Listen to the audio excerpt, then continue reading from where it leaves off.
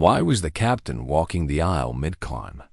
Emma Price didn't to notice him at first. Her eyes were half shut, the way they always were when she pretended to read. A paperback novel rested in her lap. Its spine barely cracked. She wasn't reading it. She hadn't read for pleasure in years. Not since she stepped away from that other life. The life that still haunted her like old dust behind a sealed door. She sat quietly in row 9. Seat A, slim jeans, soft blue hoodie, earbuds in, perfectly forgettable. She wanted to be. That was the point.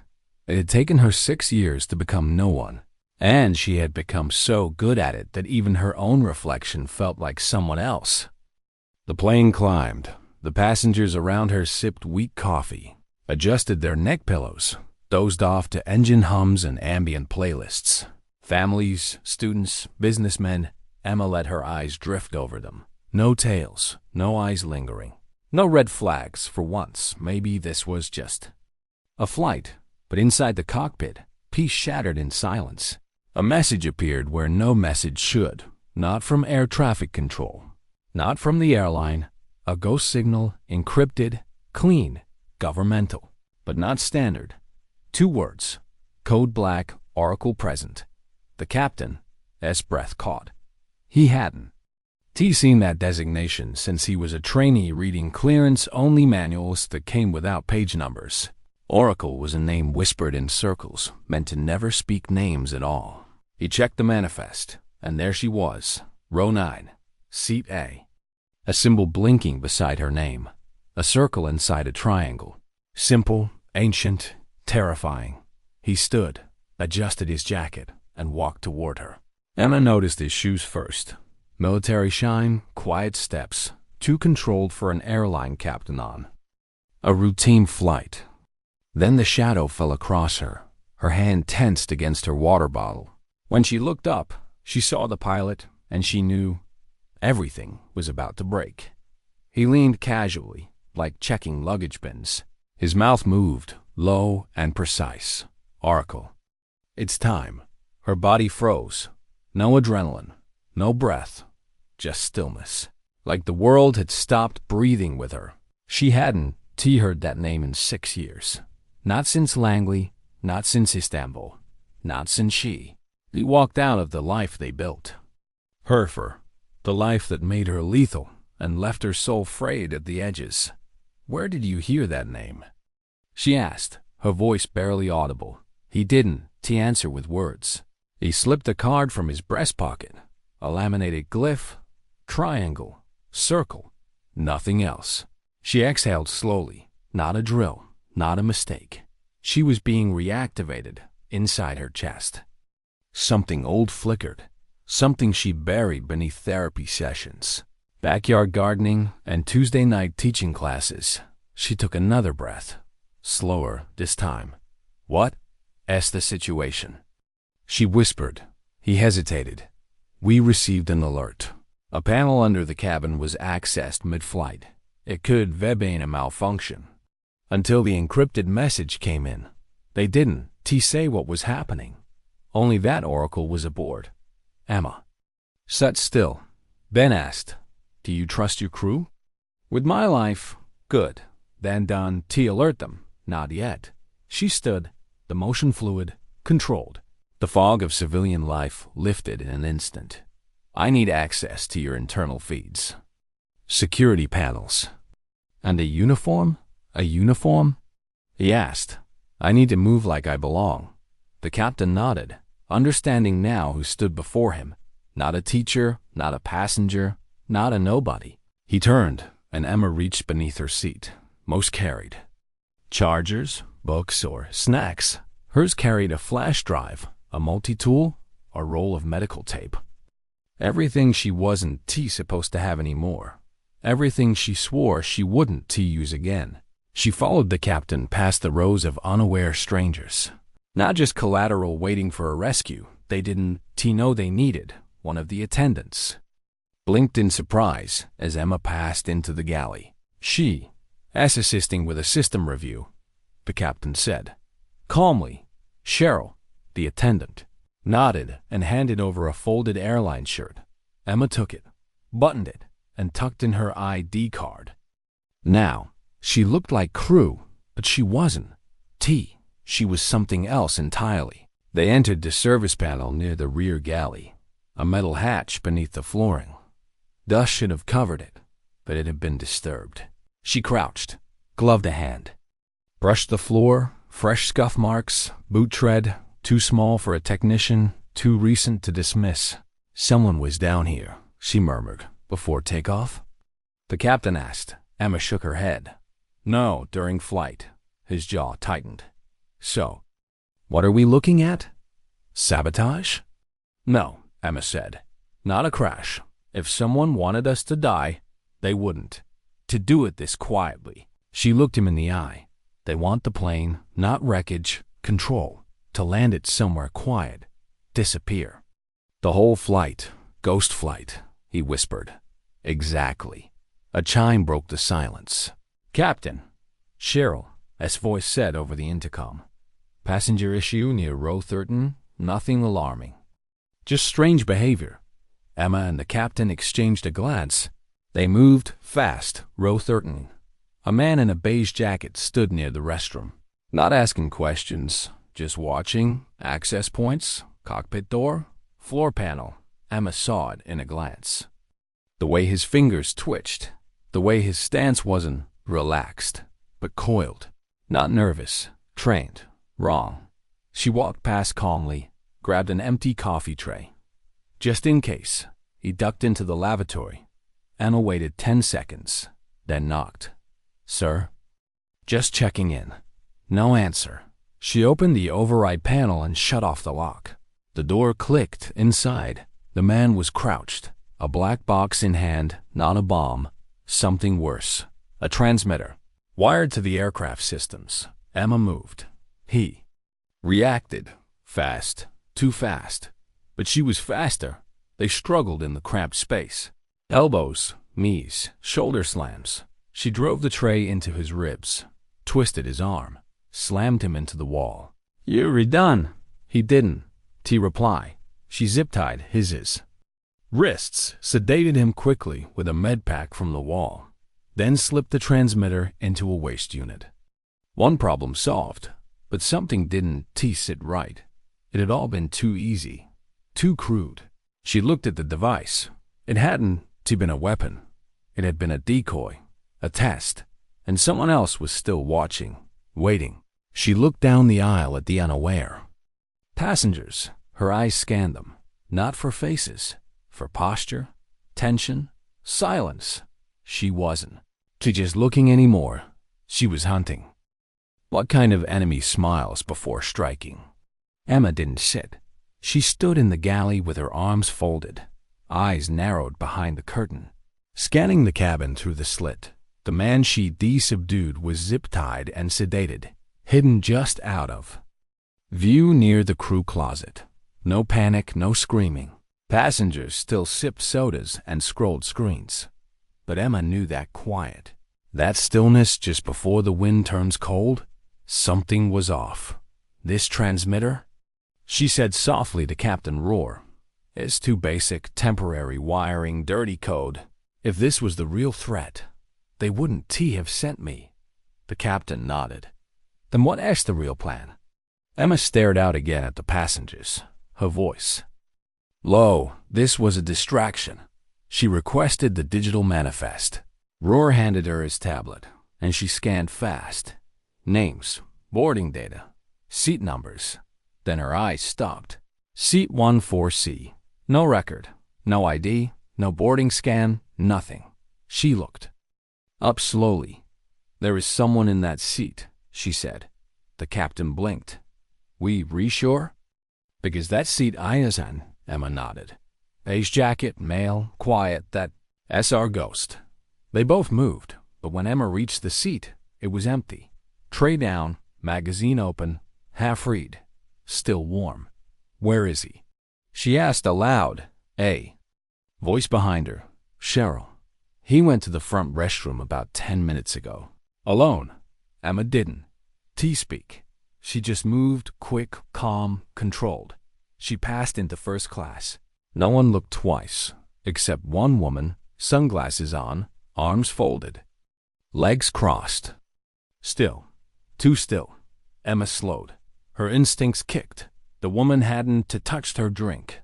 No carry-on, no motion, not watching anything. Just waiting. She made eye contact. The woman didn't blink.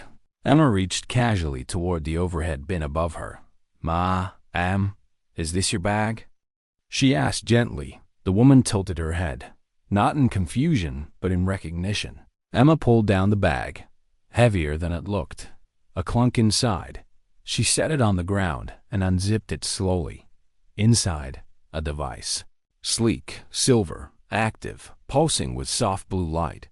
Far more advanced than the crude transmitter earlier. This wasn't a decoy.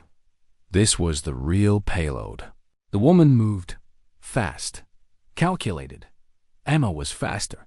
They clashed in the narrow aisle. Screams erupted. First-class passengers jerked back. Trays flew. Elbows struck metal. Emma drove her shoulder into the woman's midsection, pinned her to a seat arm, twisted her wrist, and locked a restraint. Cheryl moved in fast with cuffs. Within seconds, the woman was immobilized, but the device, it still pulsed.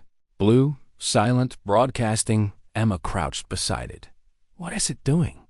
Roar asked. "Not hijacking," Emma whispered. "It signaling live to something. Or someone." She turned it, avoiding touch sensors. "Biometric lock," she muttered. "Only her fingerprint or retina can disable it." Roar looked pale. "Can we land?" Emma shook her head. "We do that, we could trigger a dead switch. Or lose control entirely. It's coded to think we still rerouting." Then she paused. "Wait. What? Our current flight path." Roar checked the instruments. Then his face dropped. 37,000 feet, Canadian airspace. Emma's tone sharpened. That's not our approved corridor." He double-checked. "You rewrite. We've been diverted. Slowly. Subtly. This thing has been feeding false navigation data." Emma looked down at the device. They didn't want to hijack the plane. They wanted to use it to deliver something. She turned to the woman in restraints. "Who were you delivering to?" No answer, not even fear. Emma pulled out a strip of reflective mylar from her pocket and angled it to reflect the device's readout into her phone camera. The display flickered. 12-minute countdown. After that, the aircraft's full logic would be locked externally. "Cheryl," Emma said firmly, "calm the passengers. Say it. As a systems check. Bring me the medkit and anything flammable." The attendant hurried. Emma didn't to look up. "Biometric systems run on closed loops. But I can mimic a print. Not perfect. Just enough to trick the scanner." Roar blinked. "You've done that before." "Syria. Once I had a lab." She looked at her tools. "Now I've got duct tape. Alcohol." In no time, Emma pressed the tape to the woman's thumb, peeled it slowly. The faint ridges came off. Primitive. Maybe enough. She aligned it to her own thumb, reinforced it with an alcohol pad, then pressed it onto the scanner. Red. Light denied. She tried again. Slower. Blue pulse. Access granted. Admin mode unlocked. She exhaled. Hard. "We re-in." Roar leaned in. "Can you disable it?" "I can redirect it. Scramble its signal." Her fingers moved furiously, but the code fought back. Intelligent, dynamic. It was almost aware. "We have 5 minutes," Roar warned. "I know," she said, sweat beading at her temple. Then, a click. The blue light froze. Pulsing stopped. "Redirected," she whispered. But something didn't feel right. The woman in restraint smiled. Why is she smiling? Roar asked. Emma looked at the device. It had stopped transmitting, but not shut down. It had transferred command to something else. A second signal. Another transmitter, still on board. Emma's voice dropped. This was bait. They both turned. Toward the cabin. Another device was still active. another timer, and the plane was still not safe. What do you do when the enemy lets you win on purpose? Emma's hands were steady, but inside, something turned cold. That smile, the restrained woman's calm, unwavering smile. It wasn't arrogance. It was confirmation. The first transmitter hadn't failed. It had done exactly what it was supposed to. There's a second relay, Emma said. Still active. Roar didn't, to waste time. We sweep the plane, he radioed the crew. Cheryl and two other attendants moved like shadows, subtle but alert. No panic, not yet. Emma grabbed her phone. She detuned it earlier. Makeshift thermal trace scanner. It wouldn't detect metal, but active electronics. That would leave a heat footprint, however faint. She moved through business class slowly, scanning the overhead bins, floor panels, lavatories. Row 7. Overhead bin 7B. Her screen beeped. Emma opened it carefully. Inside, a standard black backpack. Buried beneath a travel pillow. Innocent, forgettable. Too forgettable. She pulled it down, opened it. There it was, palm-sized, cylindrical. A second transmitter, smaller, sleeker, but blinking red countdown timer, 2 minutes, 33 seconds. She radioed immediately. Found it, but it's tied in. Roar. S voice came through. Urgent. We're 3 minutes from the reroute lockout. If we done, till it now.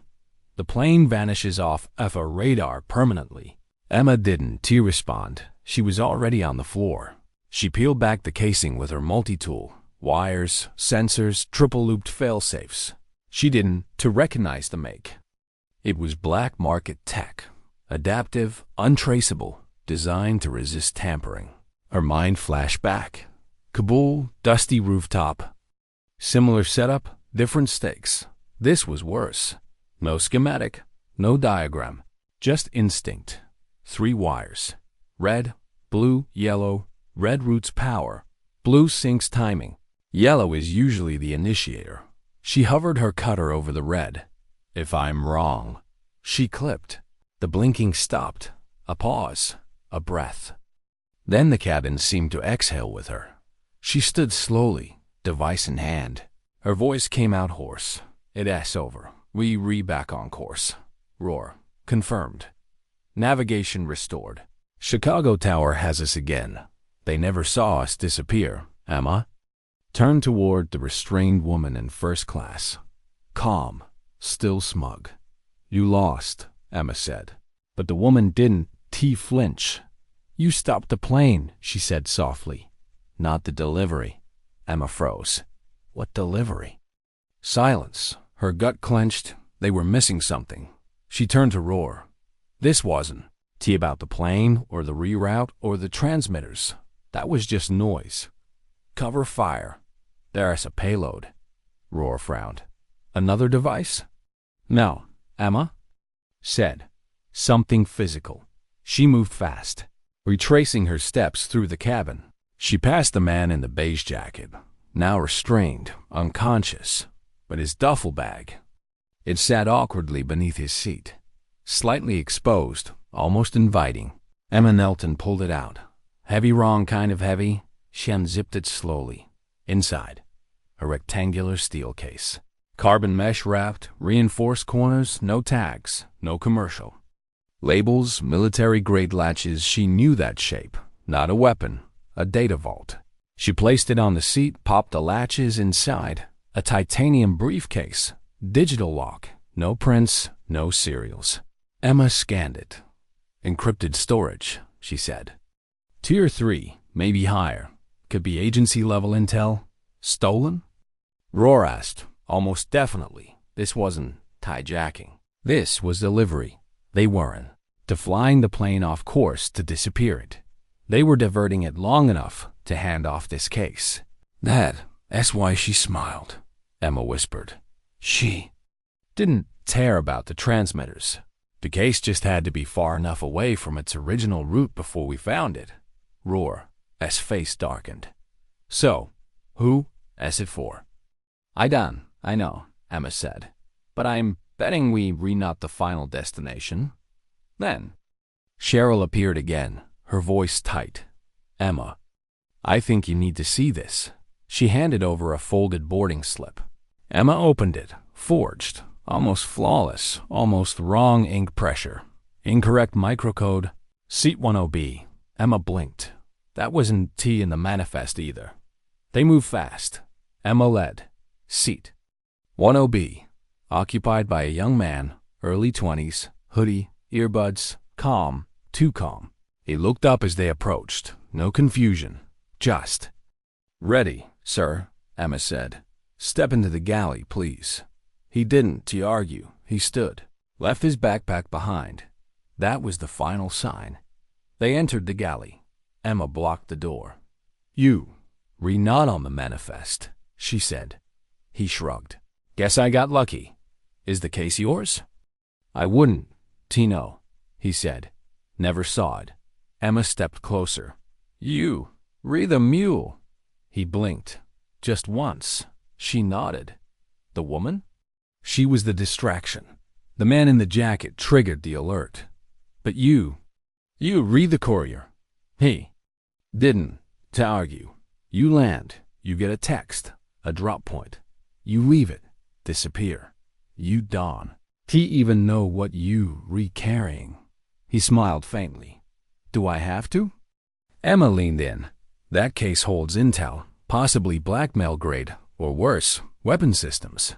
Agent profiles. It's not just data. It's leverage. And you, read just a kid with clean hands they thought no one would notice. He looked away, finally. That was all she needed. Emma radioed Roar. We have the payload and the courier. Recommend full lockdown. No one disembarks without federal clearance. Understood, came the reply. Alerting O'Hare now, Emma turned back to the boy. We're not going anywhere. He didn't. T fight? Didn't T need to? Because somewhere out there, whoever had sent him had already made their move. The plane was safe. But Emma, as war, was just beginning. Why would the enemy frame the only person capable of stopping them? Emma sat in row 9 again. The steel case rested beside her like a sleeping predator. Nothing moved, nothing buzzed. But the weight of it echoed louder than the engines.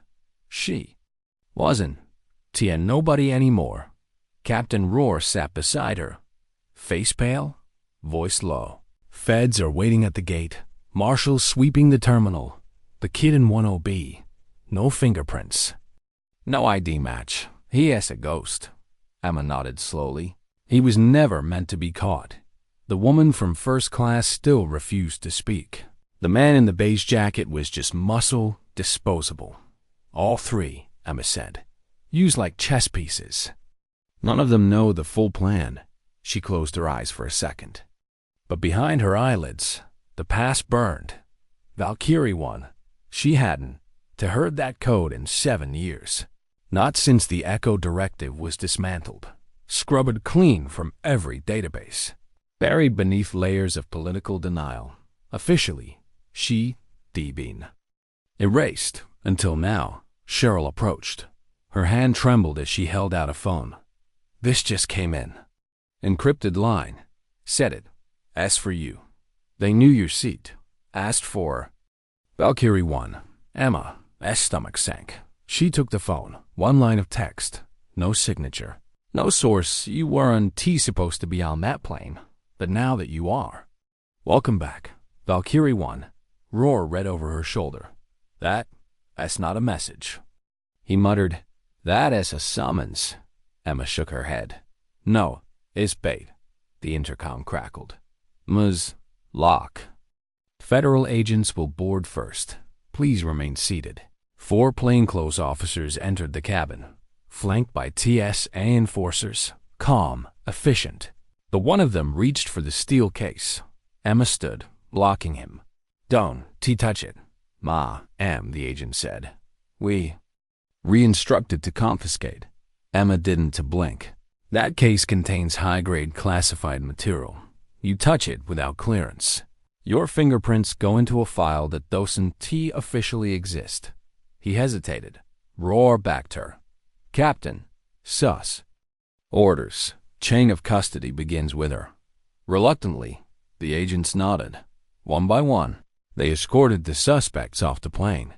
But as the courier kid walked past the jet bridge, he turned just slightly and smiled. It wasn't a smirk. It was a signature. Emma hated that it unnerved her. An hour later, deep inside a secure federal terminal lounge, Emma sat across from a man in a gray coat. No name tag, no small talk, just steel eyes and a folder marked Eco Directive Deactivated. He slapped it on the table. Funny, he said. We were told this project was shut down, but then someone diverts a national flight using your old code name, and you just happen to be aboard? Emma didn't flinch. You know how many flights leave Denver every day? I was on vacation. The man didn't smile. Yet the pilot recognized a name from a file that no longer exists. Ask him, Emma replied. I am as surprised as you. Are you? He opened the folder, pulled out a photo. Airport surveillance. A man in a black suit, standing alone at the international terminal, watching her flight escaped. 2 hours before boarding, Emma's throat tightened. She knew that face. Thomas Varelli, her old handler, officially declared KIA, burned in a car bomb. In Istanbul 3 years ago, dead, buried, gone. And yet, there he was. Alive, watching her, the agent said, your case just changed classifications. If Varelli is alive, you are now part of an active threat assessment. Emma's voice dropped. He's not just alive. He's running the board again. The agent leaned in. What does he want? Emma stared at the titanium case. To pull me back in? She didn't say the rest aloud. And he just used a plane full of innocent people to send the invitation. Later that night, rain streaked across the tarmac like veins of regret.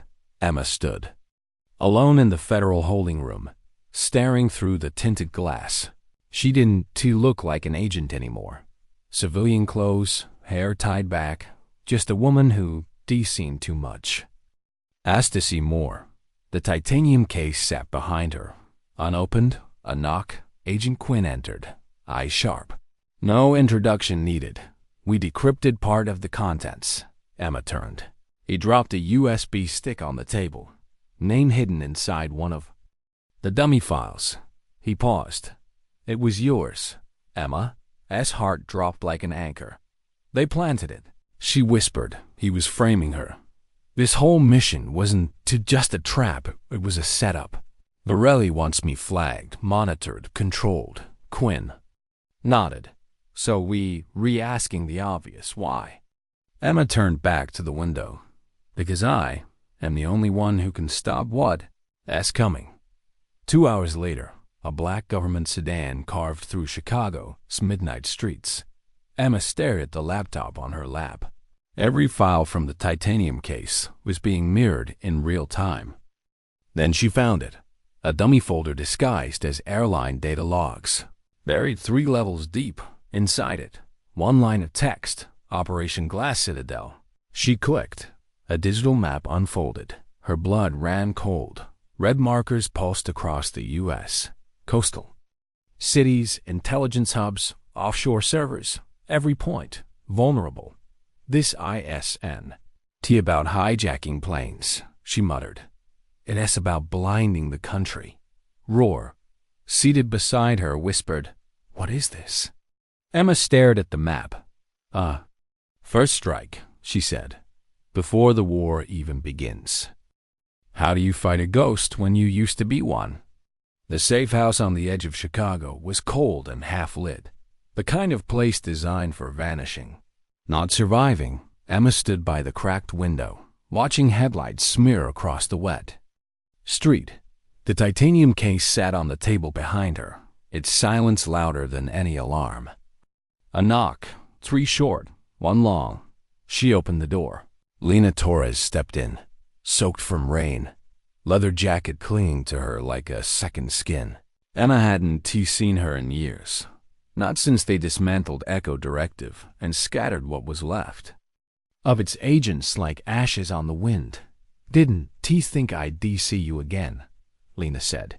Brushing wet strands from her face, Emma shut the door quietly. Didn't think I'd still be alive. There were no smiles, no embraces. Just two women who had once been trusted with things the world wasn't supposed to know. Standing face to face again, pulled from exile by a message wrapped in betrayal. They sent the message through the case, didn't they? Lena asked. Emma nodded. Varelli, S alive, and he, S using Echo. S death to hide something bigger. Lena didn't argue. She just sat on the edge of a worn couch and leaned forward. Or he is creating a ghost. Valkyrie 1 reactivates. Intelligence agencies scramble. Everyone starts chasing shadows. And while they re-looking east, he moves west. Emma narrowed her eyes. Diversion tactics. Classic Varelli, Lena muttered. Always 10 steps ahead. Always willing to burn his own people. Emma dropped a printed folder on the table. Langley archives smuggled by Roar. Inside, kill orders, dated months after Echo was officially deactivated. Signed, stamped, final. Emma's voice was quiet. It wasn't a shutdown. It was a purge. She flipped the pages. Names, photos, red stamps, Emma, Lena, Roar, targets. Lena stared. At her own page, we weren't erased. We were hunted. Emma stopped at her own file. A red stamp across the bottom. Compromised asset. Priority elimination. Below that, the authorizing signature. She stepped back. Varelli didn't go rogue. Lena whispered. He took control. Roar, standing in the corner, arms folded, spoke for the first time. So what? Asked the move. Emma stared at the folder, then at the titanium case. We done. To stop him with orders. We stop him with memory. She pulled out her old sidearm from a small duffel. The weight of it was familiar. Too familiar. She looked up. Time to finish what Echo started? Midnight in Brooklyn was cold and unkind. Neon reflections danced across oil-stained streets as Emma and Lena descended into an abandoned subway terminal long since decommissioned. Rats scattered beneath rusted tracks. Dust and static filled the air like ghosts of forgotten conversations. They found him near the maintenance tunnel, hunched behind a wall of laptops and antennae. The hacker known only as Dustwatch, barely 20, hood up, fingers twitching across keyboards. Tattoos like code running down his neck. He didn't look up. You brought Valkyrie, he said flatly. You were either very brave or very stupid. Emma stepped forward and dropped a decrypted drive onto his keyboard. We need the access key embedded in Glass Citadel. That got his attention. He looked up, blinked. You know its name? I know more than that. He plugged the drive in. Screens flickered. A globe spun on one display, then zoomed. A digital web unraveled. Triangulated signals across Europe. Lena leaned in. What are those? Relays, Dustwatch said. Varelli's using global watchdog agencies to blind each other. The screen zoomed further. 4 cities highlighted in red. Latvia, Romania, Ukraine, Switzerland. Then the map centered on one location, Geneva. Emma stared. Diplomatic shadow zone, she muttered. No extradition. No warrants. Dustwatch nodded. He's not hiding. He's nesting. Rerouting his data through neutral safe zones. Roar's voice was low. We've got 2 options. Leak this and start a global incident. Or cut the head off the snake, Emma finished. Quietly, her jaw tensed. Get me a flight to Geneva. Hours later, a private airfield outside Prague. The 3 of them stood beside a nondescript plane, wind cutting across the tarmac. Like a warning, no insignias, no officials. Just 3 people with more knowledge than any agency wanted them to have. Inside a makeshift ops van, they reviewed the infiltration. The Swiss safe house was buried beneath an old bank. Shielded, underground, reinforced. Access required retinal forgery, signal spoofing, And 10 uninterrupted minutes before system lockdown, Roar handed Emma a pulse grenade. 10 minutes after that, we re-ghosts again. Emma nodded, then locked eyes with Lena. If I don't make it, you will, Lena interrupted. You always do. Emma almost smiled. You were always the better liar. They moved through the corridors beneath the city like old shadows returning to a place that forgot them. The walls pulsed faintly with hidden surveillance tech. Emma felt it in her chest. He was near. Then the chamber lights clicked on. And there he stood. Thomas Varelli. Older, sharper, white-collared shirt. Calm. Emma, he said, like an old friend. Greeting a myth. I wondered how long it would take. She raised her weapon. You sent the case. You baited me. I resurrected you, he replied. Echo was dead, but your name still mattered. He stepped closer. The world needs control, Emma, not chaos. Glass Citadel is control. You, not protecting. The world, she snapped. You, blackmailing it. He smiled. Perspective. You framed me. You hunted us. Why? Because you were the only one who could stop me. The lights died. A flash of movement. Emma fired. Varelli dropped. A red bloom spread across his chest as alarms exploded through the steel walls. Lena's voice crackled through the comm. They got 90 seconds. Emma sprinted forward, yanked the data ring from his wrist, then bolted toward the stairwell. Roar was already covering the exit, rifle raised as guards spilled into the corridor. You got it, he shouted. She held up the ring. It's over. Back. In the U.S., the data inside the ring was handed to a secure Senate subcommittee. Glass Citadel was exposed, rogue assets arrested, international trust shattered and rebuilt. But Emma wasn't there for the cleanup. She sat alone at O'Hare again, wig on, glasses, civilian clothes. Just another nobody, row 9. The pilot passed her at the gate, paused, leaned in, and whispered, Valkyrie 1. Her heart clenched. It wasn't tea. Over. She stood, grabbed her bag, and vanished into the crowd. What if the only way to stop a lie is to become one again? The world thought the story ended when Glass Citadel was exposed. It didn't, because the next morning, somewhere beneath a radar-silent federal hangar, a classified update landed in Emma SAS inbox, a red alert tagged with her defunct clearance level. But Valkyrie 1 wasn't defunct anymore.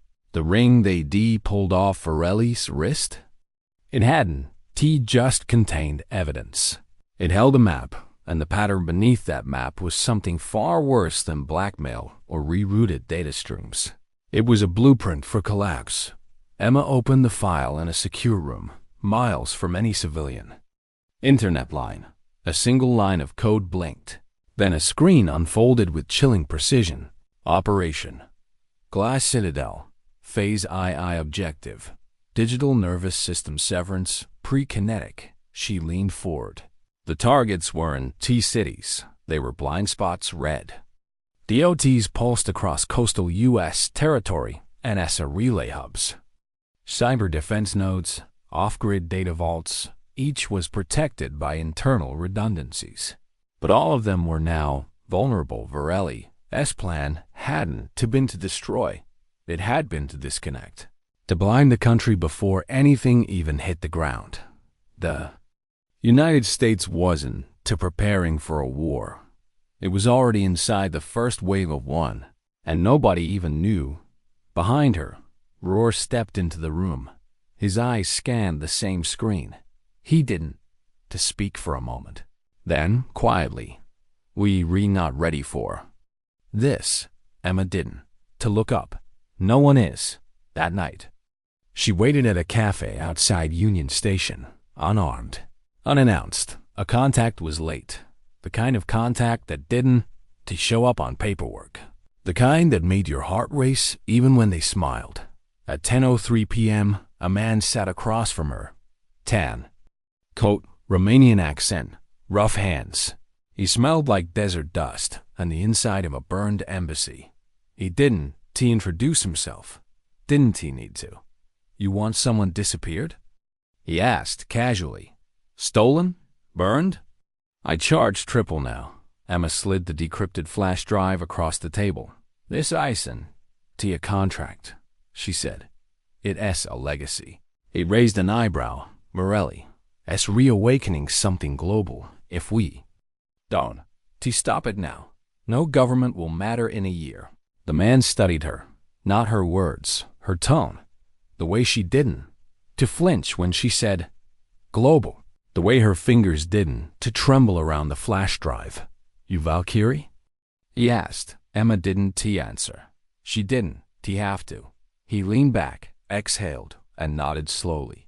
I know someone in New York, hacker called Dustwatch. You already found him? Emma nodded once. Then you allow what he's not telling anyone. The signal that bounced through Geneva originated in the Pacific. Her gaze sharpened. What do you mean? Dustwatch knows where it's ending, he said, but I know where it began. He reached into his coat and slid a single memory card across the table. Mariana Trench, deep sea relay, seismic disguised antenna system, abandoned during Cold War, rewired 2 years ago. Emma stared at the card like it was a key to a locked grave. Someone hiding there? No, he said. Someone's listening from there. She stood. Get me coordinates. Back in the safe house, Lena was already working a backdoor trace on the relay. She tapped through encrypted layers, bouncing signals off dead satellites and ghosted networks. Emma paced behind her. You think Varelli still pulling strings from the grave? Lena shook her head. No, he was a conductor, but someone else is still playing the symphony. On her screen, a network blinked. Not you. Not Russian, not Chinese, unknown. No flag, no owner. They'd seen it once before on a botnet that had targeted 6 European embassies in 2017. The group had vanished before attribution. Emma whispered it under her breath. Citadel ghosts, Lena nodded.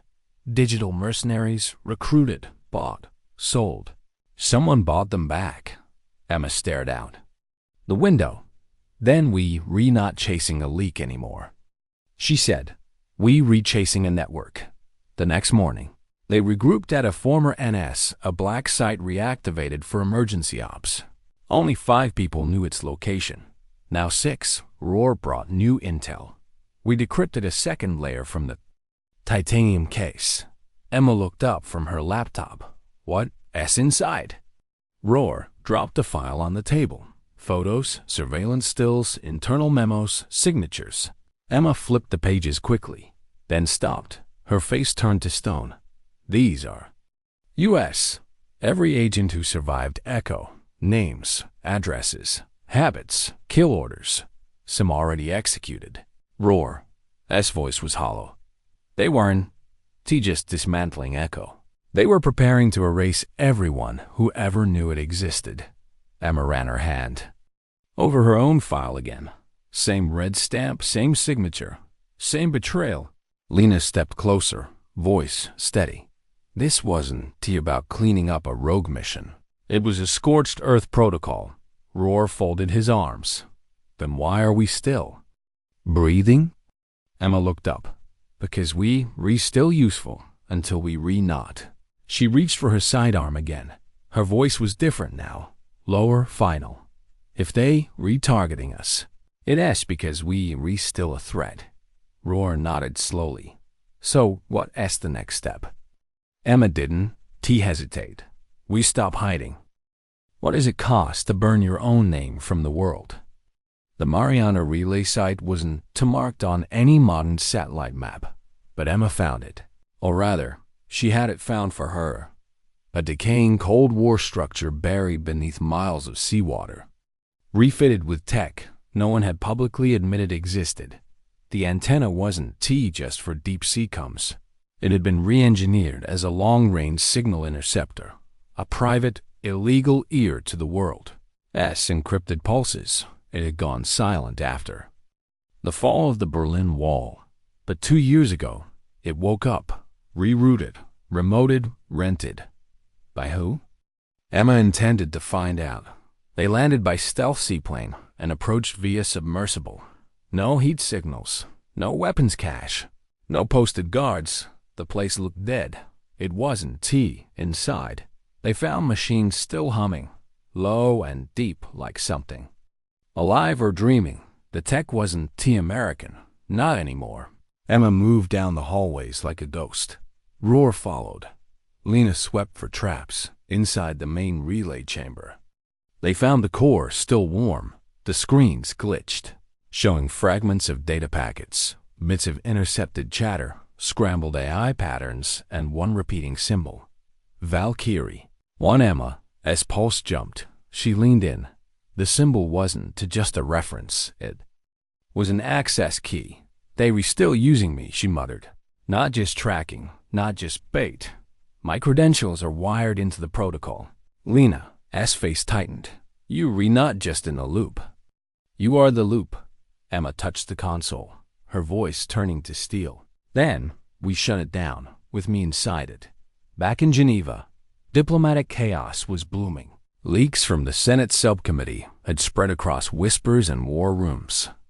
Someone, somewhere, had started a controlled burn.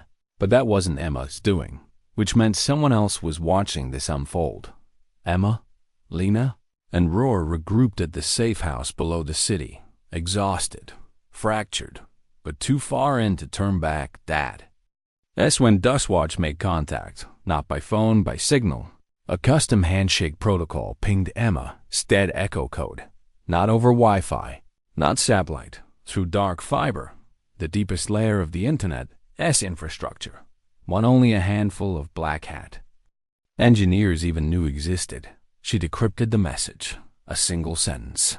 The next access point is not digital. Below it, an address, New York City, Financial District. Abandoned power substation marked for demolition.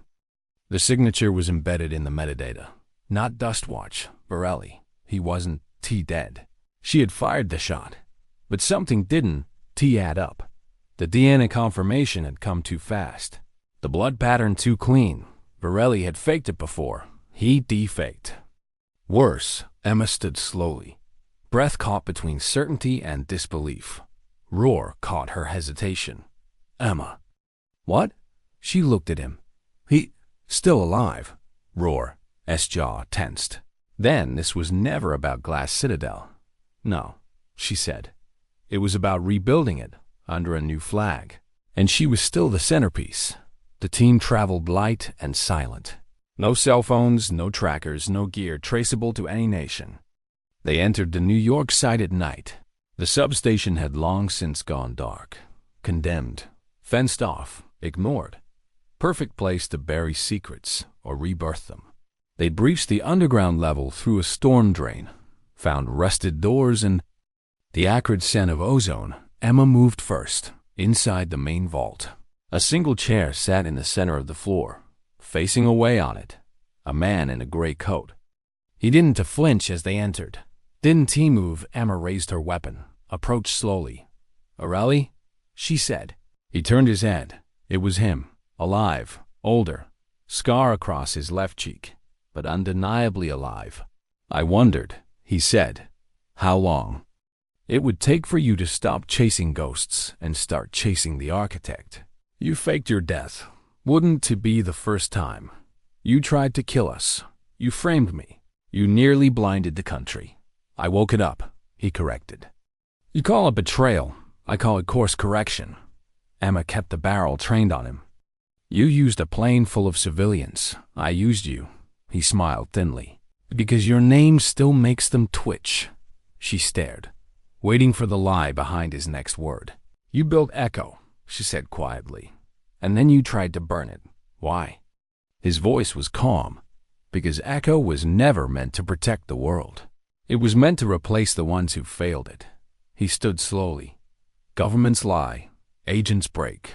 Protocols get compromised. So I gave them a system that doesn't to Glass Citadel? No, something bigger, autonomous, self-preserving. Machine-directed surveillance capable of neutralizing threats before humans even notice them. Emma's eyes narrowed. You built an AI kill chain. No, Varelli said softly. I freed one. Emma's voice dropped. Where is it? He smiled again. Everywhere and nowhere, that's the beauty of it. It's already thinking, already choosing. Behind her, Roar shifted. Lena's hand went to her belt. Emma didn't to lower her weapon. What do you want from me? You, Valkyrie 1, are still its final authorization key. Your DNA, your voice print, your field logs. You read the failsafe. And the trigger. He stepped closer. Join me, or be erased like the rest. Emma's finger twitched on the trigger, but her voice was steady. You made one mistake. Varelli tilted his head. What is that? You reminded me who I am. Then, flashbang, the room lit up. Roar tackled Varelli. Lena jammed the override tool into the relay port in the wall. Sparks flew. Emma stepped into the center of the room and activated her own biometric scramble. Code. The failsafe Varelli had forgotten she still carried, hidden inside a non-networked implant placed during her final Echo mission. It was never about launching the system. It was about breaking it from the inside. And now, she was the only one who could. How do you disappear a ghost when the world still fears her shadow? The room trembled. Sparks poured from the relay wall as Lena's override tool fought the AI's command structure. The system Varelli had awakened or unleashed didn't to scream or resist like human enemies. It adapted, silently, rapidly. Inside the chamber, Emma stood at the center, pulse steady, thoughts clear. The implant in her wrist hummed with the heat of finality. The biometric failsafe had been installed years ago, a safeguard for Echo's own nuclear-level protocols. It had never been activated. Not once, until now. Varelli was pinned beneath Roar, blood in his mouth, but still smiling. You can to stop it, he hissed.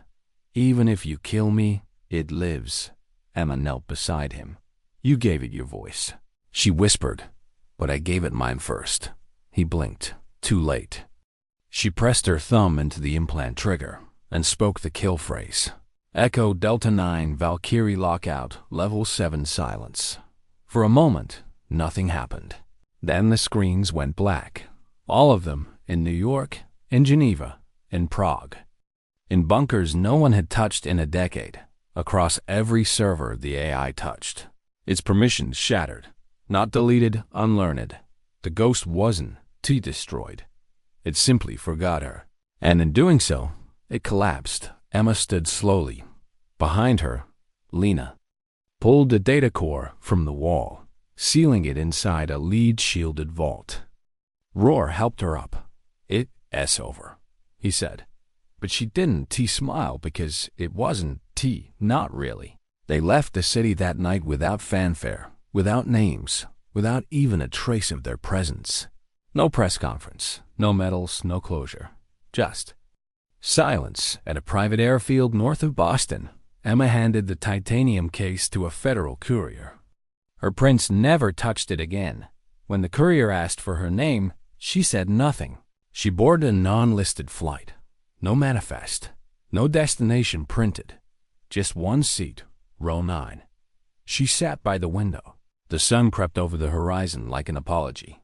At the last moment before takeoff, the pilot passed her in the aisle. He didn't stop, but as he passed, he leaned close and whispered, "Welcome home, Valkyrie 1."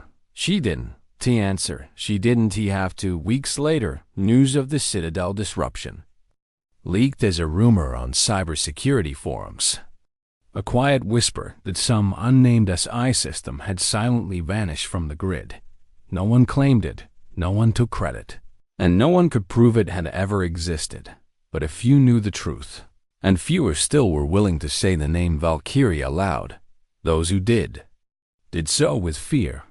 Emma resurfaced once, briefly, not in a report, not in a debrief, but in the reflection of a cafe window in Marrakesh. She wore a scarf, sunglasses, a new face, and a silent heart. Behind her, a young woman handed off a flash. Drive to a courier in a gray coat. Emma didn't intervene. She watched, then walked away. The world would always need watchers. She just wasn't T1 anymore. Years later, a declassified file was uploaded anonymously to a forgotten government archive. It was partially corrupted. The one name remained intact, Valkyrie 1. Beside it, a final mission summary. Subject neutralized system level threat. Collateral, none. Motivation, unknown. Conclusion, resigned by action, not word. Status, lost by choice. No one came forward to explain. No one ever would. Some heroes return home in the light. Others disappear quietly into the dark they once held back. And sometimes, dignity doesn't speak. It doesn't wait. It doesn't even need to be remembered. It simply acts and then vanishes, like a nobody in row 9.